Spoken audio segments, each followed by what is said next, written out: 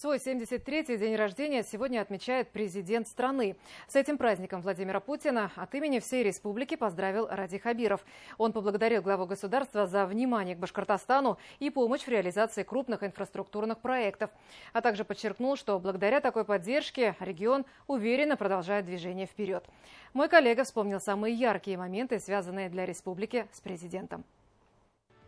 73, конечно, не юбилей, но для Башкортостана в этот год все же есть круглая дата. Ведь впервые республику в качестве главы государства Владимир Путин посетил 25 лет назад. Ситуация меняется в стране, и отношения между федеральным центром и субъектом федерации требуют определенной гармонизации, с тем, чтобы все субъекты федерации находились в равных условиях. А спустя год, уже в июне 2001-го, президент во время очередного посещения Башкортостана произнес фразу, ставшую крылатой для республики. В Башкирии, как в капле воды, если уж и говорить о дожде, отражается вся наша Россия с ее многообразием культуры, религий, языков, с дружбой народов. И по сути этот же тезис Владимир Путин повторил в Уфе уже 20 лет спустя, в октябре 24-го, выступая на открытии международного форума «Россия – спортивная держава».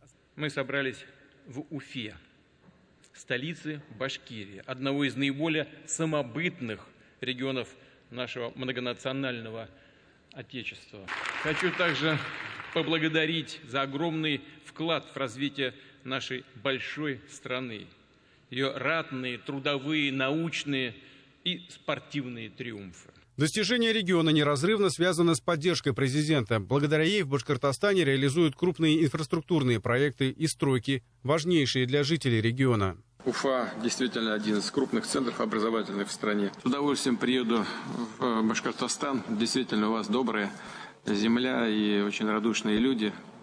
Культура красивая, республика развивается быстрыми, хорошими темпами. Последние несколько лет были особенно богатыми на открытия при участии президента. Владимир Путин по видеосвязи давал старт работе новых корпусов онкодиспансера и кардиоцентра, а также целого ряда спортивных объектов. На некоторых, таких как центр фехтования, присутствовал лично. У вас школа шикарная, отличная школа фехтования. Уверен, что у вас все получится, когда есть такие наставники. Там все самое хорошее. Эксперты такое внимание Путина к республике связывают с его особым отношением к Башкортостану и знаком поддержки руководства региона.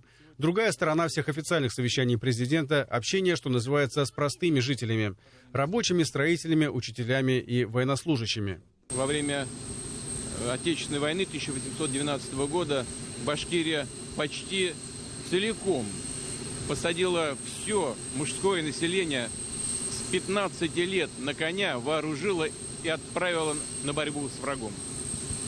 Не менее мужественно и героически вели себя жители республики и во время Великой Отечественной войны. И сегодня при решении задач в ходе специальной военной операции республика ведет себя также ответственно. Интересы страны для него всегда в приоритете. Вот и свой день рождения президент проводит как обычные рабочие будни. На повестке совещания с членами Совбеза и несколько международных телефонных разговоров. Люди в этот день сами выражают свою любовь и поддержку в поздравлениях, локальных мероприятиях и флешмобах. Артур Шамсудинов и Зарина Абзалилова. Новости.